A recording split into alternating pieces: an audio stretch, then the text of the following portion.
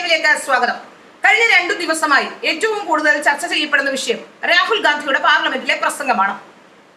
രാഹുൽ ഗാന്ധി പാർലമെന്റിൽ ഹിന്ദുക്കളുടെ കുത്തക അവകാശം BJPക്കും നരേന്ദ്രമോദിക്കുമല്ല എന്ന് പറഞ്ഞതിനെ വലിയ രീതിയിൽ ആഘോഷമാക്കുകയാണ് മാധ്യമങ്ങളെല്ലാം ചേർന്ന്. സാധാരണക്കാരായ ജനങ്ങളും ഇത് കേട്ട് അതിനൊപ്പം കൂടിയിട്ടുണ്ട്. ഇതിന്റെ യാഥാർത്ഥ്യം എന്താണെന്ന് നമുക്കൊന്ന് പരിശോധിക്കേണ്ടതല്ലേ?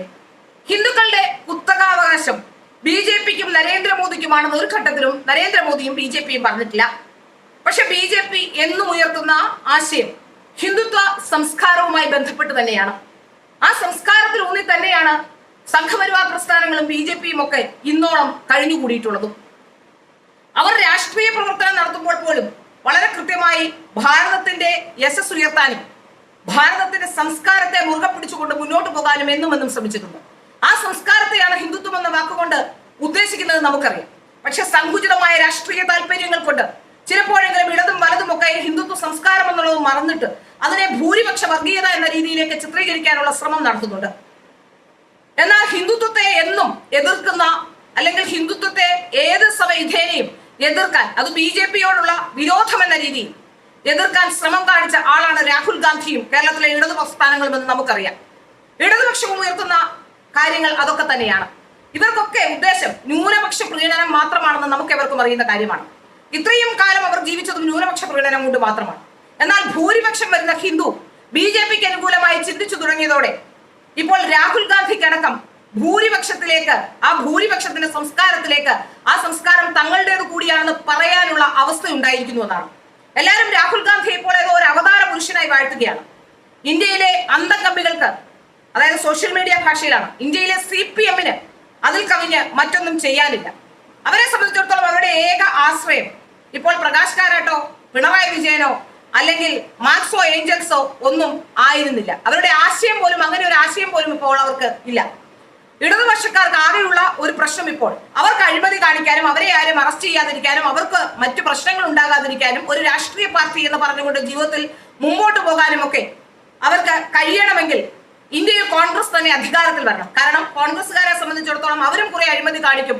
ഒപ്പം ആ കൂട്ടത്തിൽ CPM കാണിക്കുന്ന അഴിമതിക്കെതിരെ കണ്ണടക്കുകയും ചെയ്യാം. പ്രത്യേകിച്ച് ഇങ്ങനെ ഒരു അവസരത്തിൽ ഒരു ഭരണം കിട്ടാതെ കഴിഞ്ഞ് കുറെ നാളുകളായി അലയുന്ന രാഹുൽ ഗാന്ധിക്കും സോണിയാഗാന്ധിക്കും ഒക്കെ അവരെ സപ്പോർട്ട് ചെയ്യുന്ന ഇടതുപക്ഷത്തെ തള്ളിക്കളയാനാവില്ല എന്ന് നമുക്ക് ഇവർക്കും അറിയാം.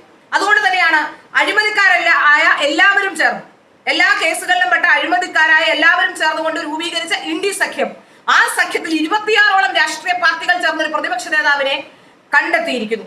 ആ പ്രതിപക്ഷ നേതാവ്, അദ്ദേഹത്തിന് കുറച്ച് ഭാഷ അറിയാം, പിന്നെ എന്തും പറയാനുള്ള, ആരെയും എന്തും പറയുന്ന സ്വഭാവം ഉള്ളത് കൊണ്ട് പാർലമെന്റിൽ എന്തും പറയാം, എന്തും സംസാരിക്കാം, അലറി വിളിക്കാം. ഒരു രാഷ്ട്രീയ നേതാവിന്റെ യാതൊരു പക്വതയും അദ്ദേഹത്തിനില്ല എന്ന് നമുക്ക് എവർക്കും അറിയുന്ന കാര്യമാണ്. ഇപ്പോൾ ഏതോ ഒരു ആവേശം കൂടിയിട്ടുണ്ട്. രാഷ്ട്രീയ നേതാവ് ആയി കുറെ നാളായി ഇങ്ങനെ തെക്കും വടക്കും നടന്ന ഒരാൾക്ക് അയാളെ സംബന്ധിച്ചിടത്തോളം സംസാരിക്കാനുള്ള ഒരു അവസരം കിട്ടുന്നു, അതും പ്രതിപക്ഷ നേതാവ് എന്ന ലേബലിലേക്ക് വരുന്നു. അപ്പോ എന്തൊക്കെയോ സംസാരിച്ച് എങ്ങനെയെങ്കിലും ഹിന്ദുത്വമെങ്കിൽ ഹിന്ദുത്വം അതിലേക്ക് കടന്നു വന്നുകൊണ്ട് ഹിന്ദുത്വത്തെ മുറുകെ പിടിച്ചുകൊണ്ട് മുന്നോട്ട് പോയാൽ അടുത്ത തെരഞ്ഞെടുപ്പിലെങ്കിലും തങ്ങൾക്ക് ലാഭമുണ്ടാക്കാമെന്ന കണക്കുകൂട്ടലിലാണ് രാഹുൽ ഇപ്പോൾ ഹിന്ദുത്വത്തെ കുറിച്ച് പറഞ്ഞു തുടങ്ങിയത്. മറിച്ച് ഇത്രയും കാലം ഏതെങ്കിലും ഒരു ഘട്ടത്തിൽ ഹിന്ദുത്വമല്ല തങ്ങളുടെ ആശയമെന്ന് BJP എവിടെയും പറഞ്ഞിട്ടില്ല. അവിടെയാണ് BJPയും മറ്റ് പ്രസ്ഥാനങ്ങളും മറ്റ് രാഷ്ട്രീയ സംഘടനകളും തമ്മിൽ വ്യത്യസ്തരാകുന്നത്.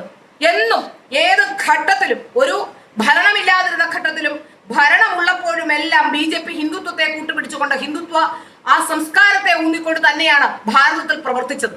അതുകൊണ്ട് തന്നെയാണ് അതിന്റെ വിജയം BJPക്ക് ഉണ്ടായത്. അത് മനസ്സിലായപ്പോഴാണ് മറ്റെല്ലാ രാഷ്ട്രീയ പാർട്ടികളെയും പ്രീണിപ്പിച്ച് അതിൽ ഫലമില്ലെന്ന് മനസ്സിലായപ്പോൾ ഇപ്പോൾ രാഹുൽ ഗാന്ധി ഹിന്ദുത്വത്തെ കൂട്ടുപിടിച്ചുകൊണ്ട് പാർലമെന്റിൽ പ്രസംഗം നടത്തിയത്.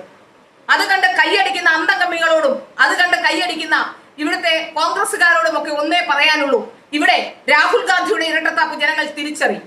ഇരട്ടത്താപ്പിനപ്പുറം, അതായത് ഭരണം പിടിക്കുക, അടുത്ത തെരഞ്ഞെടുപ്പിലെങ്കിലും എന്തെങ്കിലും ലാഭമുണ്ടാക്കുക, പ്രധാനമന്ത്രിയാകാൻ കഴിയുമെങ്കിൽ ആവുക എന്നതിനപ്പുറത്തേക്ക് രാഹുലിന് എന്ത് ഐഡിയോളജിയാണുള്ളത്? ഭാരതത്തിൽ ജീവിക്കുമ്പോഴും ഇറ്റാലിയൻ പൗരനായി ഇന്നും ജീവിക്കുന്ന റൗൾ വിൻസി എന്ന ആ ഒരു രാഹുൽ ഗാന്ധി എവിടെയാണ് ഹിന്ദുത്വത്തെ കുറിച്ച് പറയുന്നത്? ഓരോ തെരഞ്ഞെടുപ്പ് എടുക്കുമ്പോഴും ചന്ദനം വാരിപ്പൂശിയും കഴുത്തിൽ മാല ധരിച്ചും അമ്പലങ്ങളിലേക്ക് പോകുന്നതൊഴിച്ചാൽ എന്ത് ഹിന്ദുത്വ ആശയങ്ങളെ കുറിച്ചാണ് ഇദ്ദേഹം പറയുന്നത്? അപ്പോൾ ഹിന്ദുത്വമല്ല അദ്ദേഹത്തിന്റെ ഉദ്ദേശം. രാഹുൽ ഗാന്ധിയുടെ ഉദ്ദേശം ഒന്ന് മാത്രമേ ഉള്ളൂ, വീണ്ടും ഭരണത്തിലേക്ക് എത്തുക, അഴിമതി നടത്താനുള്ള അവസരം കോൺഗ്രസിന് വീണ്ടും ഉണ്ടാകാനുള്ള സാധ്യതകളിലേക്ക് വിരൽ ചൂണ്ടുക. സത്യത്തിൽ ഇവിടെ വിജയിച്ചതാരാണ്? രാഹുൽ ഗാന്ധി അവതാര പുരുഷനെന്ന് കേരളത്തിലെ ചില മാധ്യമങ്ങൾ പോലും ഇപ്പോൾ പറയുന്നുണ്ട്. കേരളത്തിലെ മാതൃഭൂമി എന്ന മാധ്യമം ഒരു വാർത്താ പേജിൽ കൊടുത്താണ് നന്ദി മിസ്റ്റർ രാഹുൽ എന്ന്. ആരുടെ നന്ദിയാണ്? ആരാണ് മിസ്റ്റർ രാഹുലിന് നന്ദി പറഞ്ഞിട്ടുള്ളത്? രാഹുലിന് നന്ദി പറഞ്ഞിട്ടുള്ളത് മാതൃഭൂമി പത്രമാണോ? നമുക്കറിയാം, സാധാരണഗതിയിൽ പത്രത്തിന്റെ അഭിപ്രായം പ്രകടിപ്പിക്കലാണ് നന്ദി മിസ്റ്റർ രാഹുൽ എന്ന് പറയുമ്പോൾ നമ്മൾ മനസ്സിലാക്കുന്നത് പത്രത്തിന്റെ അഭിപ്രായം പ്രകടിപ്പിക്കലാണ് എന്നാണ്. അങ്ങനെയെങ്കിൽ അത് എഴുതേണ്ട എഡിറ്റോറിയൽ പേജിലാണ്. വാർത്ത എന്ന പേരിൽ ശുദ്ധ അസംബന്ധം മാധ്യമ പ്രവർത്തനം എന്ന പേരിൽ കാണിക്കുകയാണ് മാതൃഭൂമി അടക്കമുള്ള മാധ്യമങ്ങൾ. കേരളത്തിലെ മാധ്യമങ്ങളെല്ലാം രാഹുലിനെ അവതാര പുരുഷനായി വാഴ്ത്തുകയാണ്. പക്ഷെ ഒന്ന് മനസ്സിലാക്കേണ്ടതുണ്ട്, കേരളത്തിൽ അവതാര പുരുഷനായി വന്നത് രാഹുലല്ല, നരേന്ദ്രമോദി തന്നെയാണ്. കാരണം ജീവിതകാലം മുഴുവൻ ഇറ്റാലിയൻ സിറ്റിസൺഷിപ്പുമായി ആരും അറിയാതെ എല്ലാവരെയും പറ്റിച്ചുകൊണ്ട് ഹിന്ദുത്വത്തെ ആശയത്തെ ഇല്ലാതാക്കാൻ ശ്രമിച്ചുകൊണ്ട് ന്യൂനപക്ഷങ്ങളെ പ്രീണിപ്പിച്ചുകൊണ്ട് മുന്നോട്ട് പോയ രാഹുലിന് ഹിന്ദുത്വം പറയേണ്ടി വന്നത് നരേന്ദ്രമോദിയുടെയും BJPയുടെയും വമ്പൻ വിജയം തന്നെയാണ്. അവിടെയാണ് നന്ദി മിസ്റ്റർ മോദി എന്നാണ് പറയേണ്ടത്. മറിച്ച് ഭാരതത്തിലെ ഹിന്ദുക്കൾ, ആത്മാഭിമാനമുള്ള ഹിന്ദുക്കൾ നന്ദി മിസ്റ്റർ മോദി, രാഹുലിനെ പോലെ ഒരാളെ കൊണ്ട് പാർലമെന്റിൽ ഹിന്ദുത്വത്തിന് അനുകൂലമായി, ഹിന്ദുക്കൾക്ക് അനുകൂലമായി ഉറക്ക വാദിക്കാൻ, ഞാൻ ഹിന്ദുത്വം ഞങ്ങൾക്ക് കൂടി അവകാശപ്പെട്ടതാണെന്നും ശിവന്റെ ചിത്രമുയർത്തി കാണിക്കാനും ഒക്കെ കാരണമായത്, ആ കാരണത്തിലേക്ക് കൊണ്ടുചെന്നെത്തിച്ചത് നരേന്ദ്രമോദിയും ഹിന്ദുത്വ ആശയങ്ങളും BJPയും സംഘപരിവാർ പ്രസ്ഥാനങ്ങളുമാണെന്ന കാര്യത്തിൽ യാതൊരു തർക്കവുമില്ല. അപ്പോൾ യഥാർത്ഥത്തിൽ രാഹുൽ BJP വരച്ച വരയിലൂടെ വന്നുകൊണ്ടിരിക്കുകയാണ്. BJP എന്തുദ്ദേശിക്കുന്നോ, BJPയുടെ പ്രത്യയശാസ്ത്രം എന്താണോ, ആ പ്രത്യയശാസ്ത്രത്തിലേക്ക് കോൺഗ്രസും മറ്റു രാഷ്ട്രീയ പാർട്ടികളും വരാൻ നിർബന്ധിതമായിരിക്കുന്നു എന്ന് തന്നെയാണ് മനസ്സിലാക്കാൻ സാധിക്കുന്നത്.